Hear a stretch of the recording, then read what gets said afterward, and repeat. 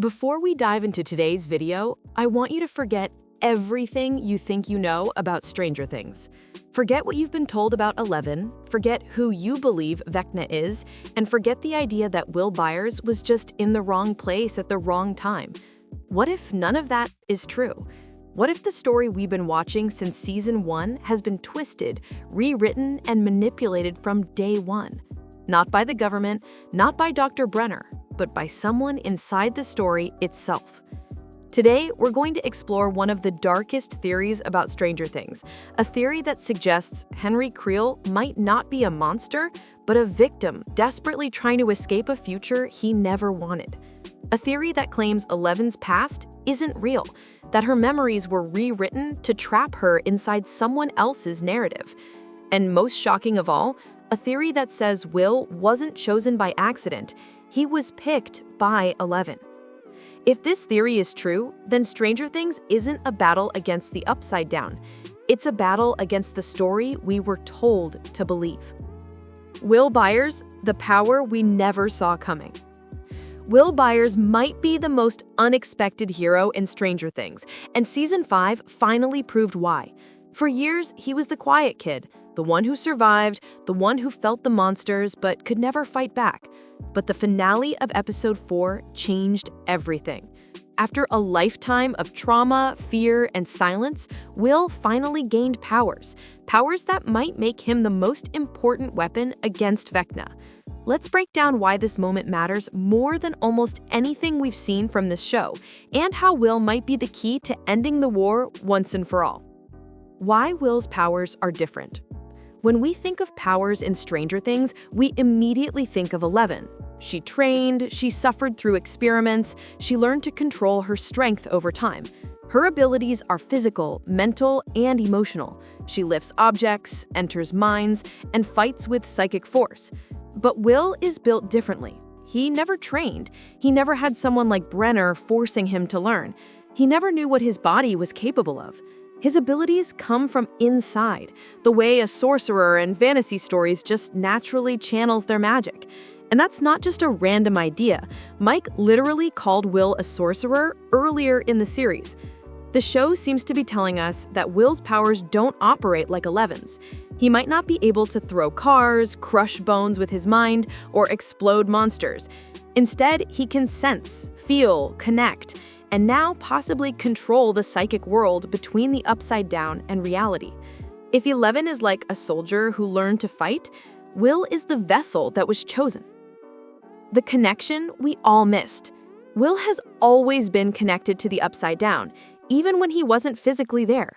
Remember that numb feeling on the back of his neck, that chill that always warned him when the Mind Flare or Demogorgons were nearby? That wasn't trauma. That wasn't a symptom. That was a signal. He was their eyes and ears in our world. The gateway wasn't just the cracks in Hawkins, the gates in the lab, or the portals underground. The gateway was Will. In Season 2, the Mind Flayer literally used Will like a radio receiver.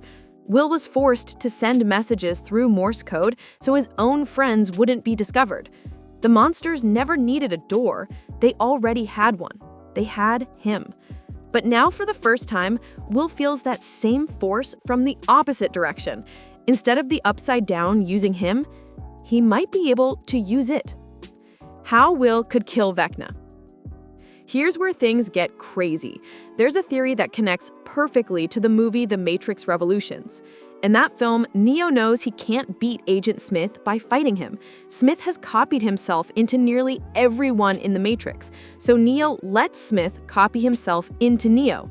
By doing this, Neo gives the machines a direct channel into Smith, and they destroy him from the inside. But Neo dies in the process. So what if Will has to do the same thing to Vecna? Think about it. Will is part of the hive mind. The hive mind links all creatures of the Upside Down together. Vecna is the leader of that hive. Will has a connection no one else does. So the only way to destroy Vecna might be from inside the hive mind, not outside of it. Will could let Vecna try to control him again, and then turn it against him. He would go into the Upside Down not as a victim, but as a Trojan horse. He would be both the weakness and the weapon, just like Neo. The cost? Possibly his life, or something worse. The pain of power. There's another reason this theory works. Every time something connected to the Mind Flayer is burned, hurt, or killed, Will feels it. That means Will isn't just connected mentally. His body is part of the network. The Upside Down shares its pain with him. So if Will tries to destroy the hive mind from within, he might destroy himself too. Imagine the heartbreaking irony. After everything Will survived, the abduction, the possession, the trauma, he might have to sacrifice himself to protect the people he loves. The quietest boy in the group would make the loudest impact. The final moment. Picture this as a final scene. The kids are trapped, 11 is losing her strength, Vecna is stronger than ever, the shadows are spreading across Hawkins, the Upside Down is leaking through every crack. Will steps forward, not scared anymore, not running, not hiding. He touches the back of his neck, he feels the connection, he looks at his friends one last time, and he enters Vecna's hive mind willingly. Maybe he wins, maybe he dies. Maybe he disappears forever into the Upside Down like a guardian who must stay there to keep the world safe. Either way, Will Byers becomes the ending of Stranger Things, not because he was chosen to suffer, but because he chooses to save. Vecna, the villain who was never meant to be. Stranger Things has always done something more interesting than most shows. It doesn't just show monsters, it shows humans who become monsters. And no character represents that better than Henry Creel, the boy who grew up to become Vecna. But what if we've been looking at him wrong this entire time? What if Vecna isn't the true villain? What if he never wanted to destroy the world, but was forced to? That idea might sound insane, but Season 5, the Broadway prequel, and several small clues give us something huge. Vecna may actually become an anti-hero, and his real enemy might be the monster that changed him in the first place, the Mind Flayer. Let's break down how this could happen and why Vecna may be the final ally of our heroes. The tragedy of Henry Creel. To understand Vecna, we need to go back before Hawkins' Lob, before One, and even before Brenner. The Broadway play, Stranger Things: The First Shadow, shows us Henry as an 8-year-old boy in 1959. Curious, lonely, and misunderstood, he stumbles upon something no human should ever see. While exploring, Henry is transported to Dimension X, a mysterious world that existed before the Upside Down as we know it. There, he meets something ancient, something intelligent, something hungry. The Mind Flayer. This entity doesn't speak with words. It communicates through fear, curiosity, instincts. It doesn't ask permission, it takes control slowly, shaping Henry like clay. It doesn't turn him evil instantly. It bends him over time, until the thoughts Henry believes to be his own are actually the Mind Flayer whispering inside him. Henry didn't choose to become Vecna. He was sculpted into Vecna. He became a monster because a monster got to him first. The slave pretending to be a king. People think Vecna is the ruler of the Upside Down, that he commands demogorgons, that he shapes the world. But if you look closer, he acts like someone following an order, not giving one. Here's what we know. Dustin once called Vecna the 5-star general of the Mind Flayer. That means Vecna is second in command, not first. The Mind Flayer existed long before Henry ever arrived. Henry built his powers around the Mind Flayer, not against it. Vecna isn't the king of the Upside Down. He's the weapon the Mind Flayer forged.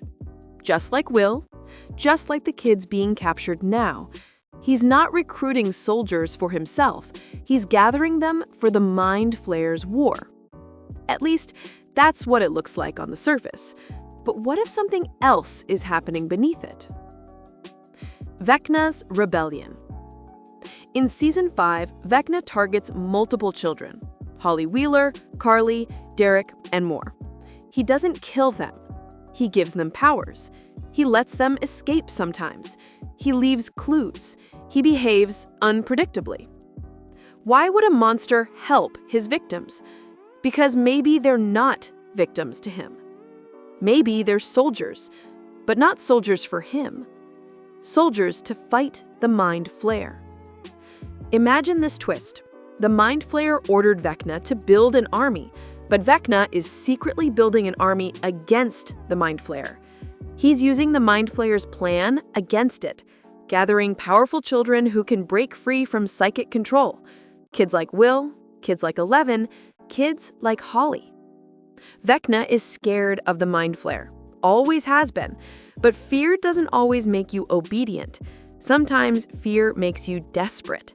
If Vecna ever wants to survive, he has to destroy the creature that created him. And he can't do it alone. Mr. Watsit. The Vecna we didn't expect. This theory becomes even clearer when we look at Holly's imaginary friend, Mr. Watsit, a strange, kind, fairy tale-style version of Henry Creel inside her mindscape.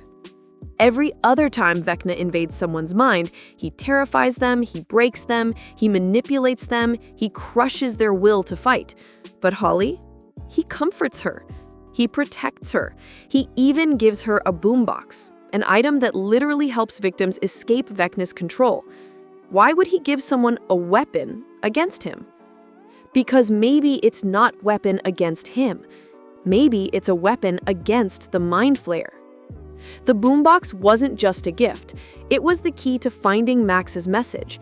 And Henry didn't hand it to Holly directly. He pushed her to find it herself. Why? Because if the Mind Flayer can see inside his mind, Vecna has to pretend he is doing nothing unusual. He has to hide his rebellion by acting like Vecna, the monster, while secretly behaving like Henry, the protector. The final war.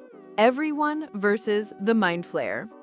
Imagine the final battle. Not Vecna versus 11, not 11 versus Will, but Vecna, Will, 11, 8, Holly, Collie, Derek, all the kids the Mind Flayer wanted to use, standing together against the creature that infected them, manipulated them, and turned their lives into nightmares.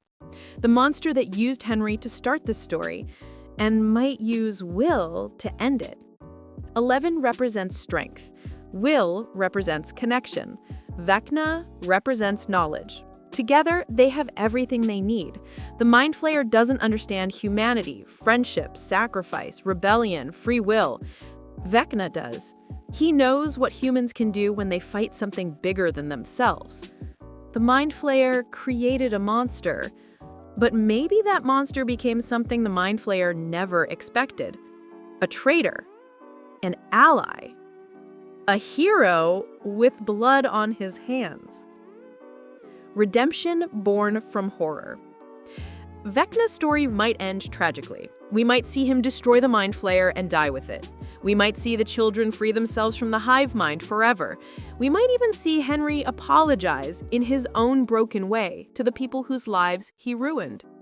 Because redemption doesn't erase the past, it only changes the ending. Vecna cannot become a good person. He can't undo the deaths. He can't erase the trauma. But he can choose who he fights for. And that choice, the choice the Mind Flayer cannot predict, might be enough to save the world. Will's hidden weapon. His bond with the Mind Flayer. Here's where the theory gets deeper. Most fans believe Vecna controls everything in the Upside Down. But what if that's wrong? What if the Mind Flayer is not just a weapon?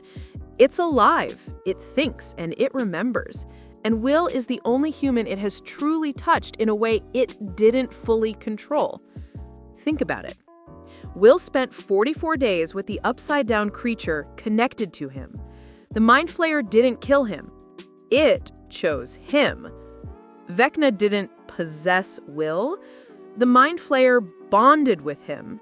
Not physically, but mentally, emotionally, psychically.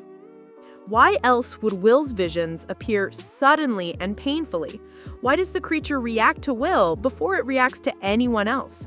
Why does Will feel its emotions, not its commands?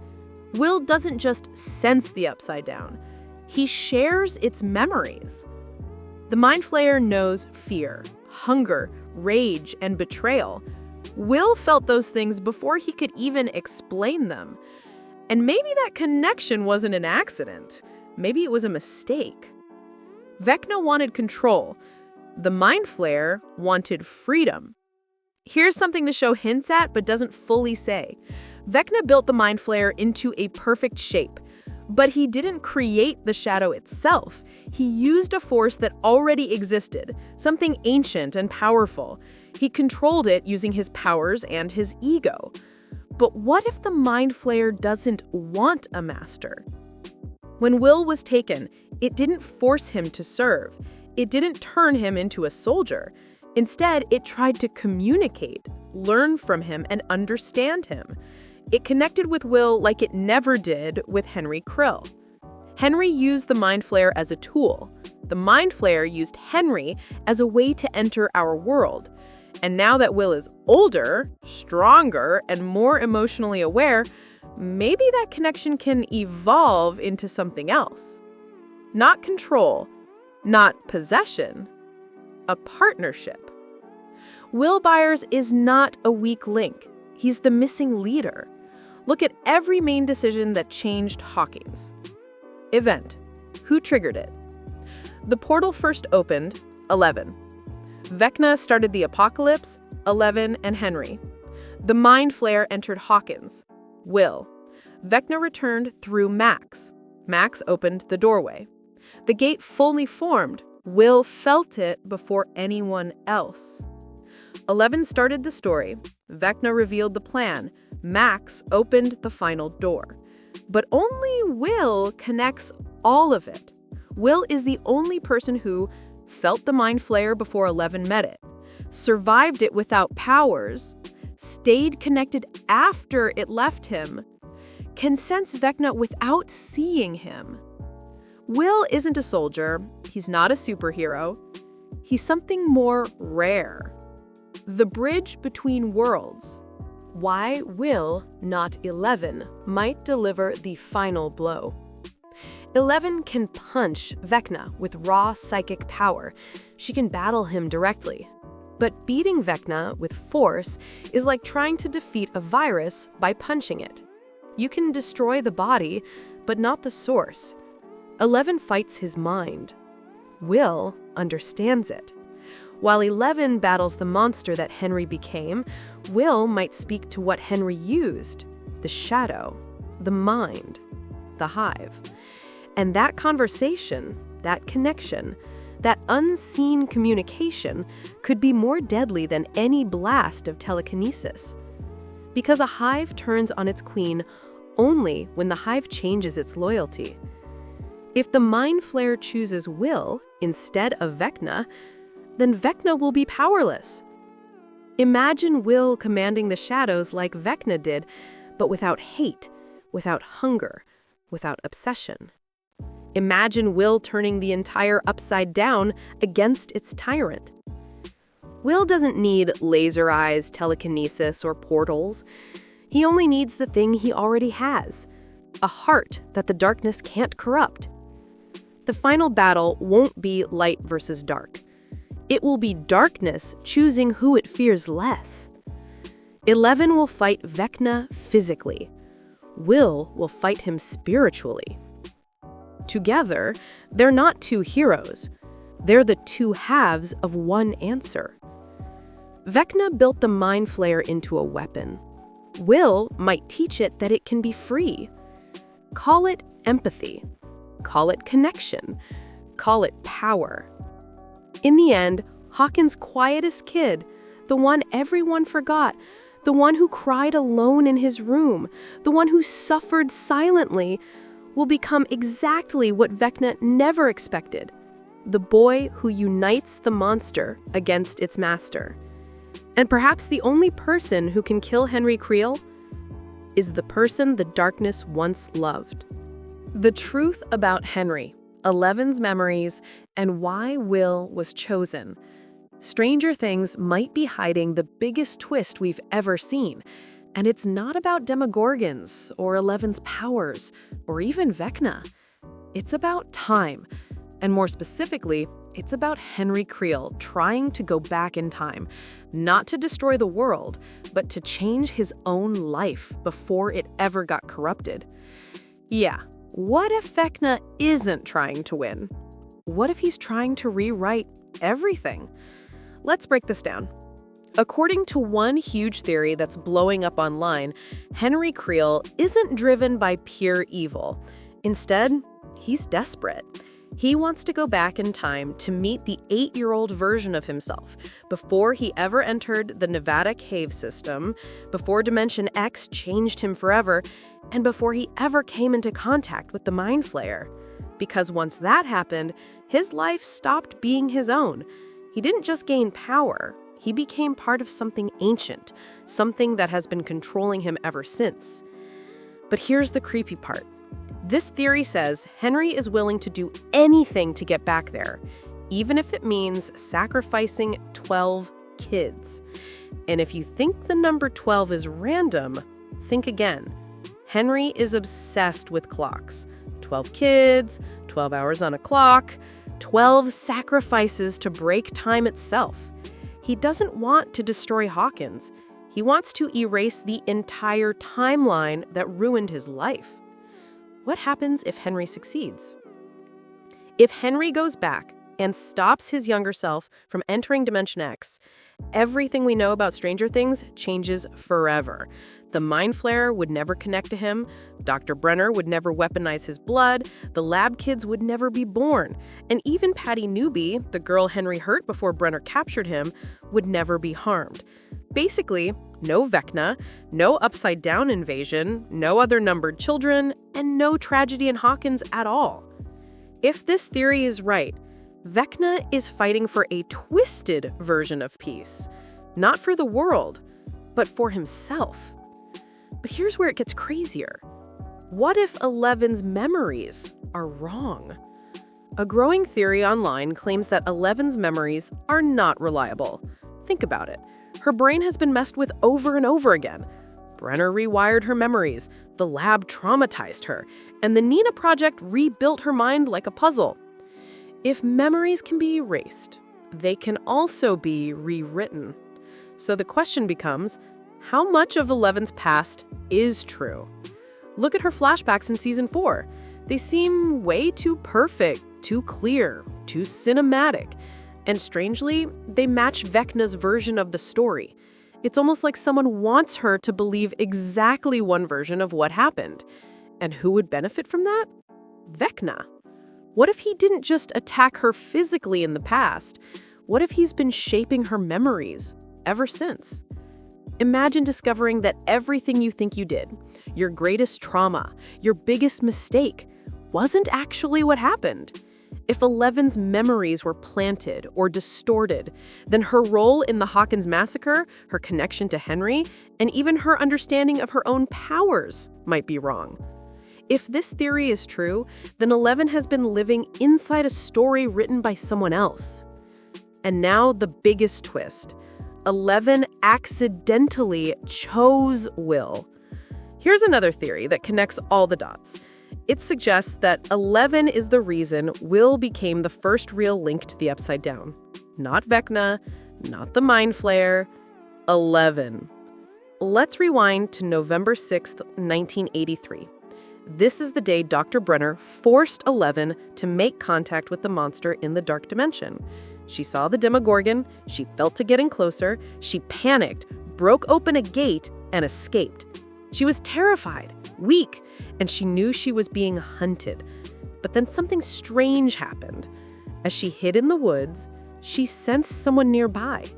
It was Will. And to her, Will felt small, defenseless, unprotected. Almost like the Upside Down could grab him instead of her. So, out of pure panic, she pushed the creature's awareness toward Will, hoping it would chase him and not her.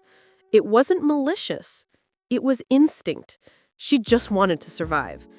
That's why in season 1, when Will is hiding in his house, we see the lock on the door open by itself. Only one character has repeatedly used telekinesis to open locks like that. 11. She didn't mean to hurt him, but she still used him. And it explains something weird. When Mike shows 11 a picture of their friend group, she instantly recognizes Will, even though she had never met him. She already knew him. She sensed him. She led the monster to him. And that moment changed everything. It made Will the first real bridge between Hawkins and the Upside Down. It allowed Vecna to find a pathway. It gave the Mind Flayer a doorway. And through Will, Vecna learned how to reshape the world. So what does this all mean? If all 3 theories are true, then Stranger Things isn't a story about heroes fighting monsters. It's a story about a boy trying to erase his past, a girl living inside false memories, and a kid who accidentally became the key to everything. Vecna doesn't just want power. He wants freedom from the timeline that ruined his life. 11 doesn't just fight monsters. She fights lies inside her own mind. And Will Byers isn't just a victim. He's the original doorway. The biggest twist isn't coming from the Upside Down. It's coming from the past. So what happens if this theory is real? What if Henry isn't fighting to take over the world, but to erase the world that destroyed him? What if 11 has been living inside false memories, manipulated into thinking she caused a massacre she never did? And what if Will Byers, quiet, kind, underestimated Will, wasn't a random target, but a sacrifice by the girl who became a hero? If these ideas connect, then the final season of Stranger Things won't just be about defeating Vecna, it'll be about exposing the truth about who was manipulated, who was used, who was sacrificed, and who has been telling us the story. This isn't horror anymore. This is mystery. This is betrayal. This is time breaking apart, memories collapsing, and history rewriting itself one last time. And when the truth finally comes out, Hawkins may not be saved. It may be erased forever. If you want part 2, breakdowns, scene evidence, timeline proofs, and deeper theories, subscribe because we're going even darker next time.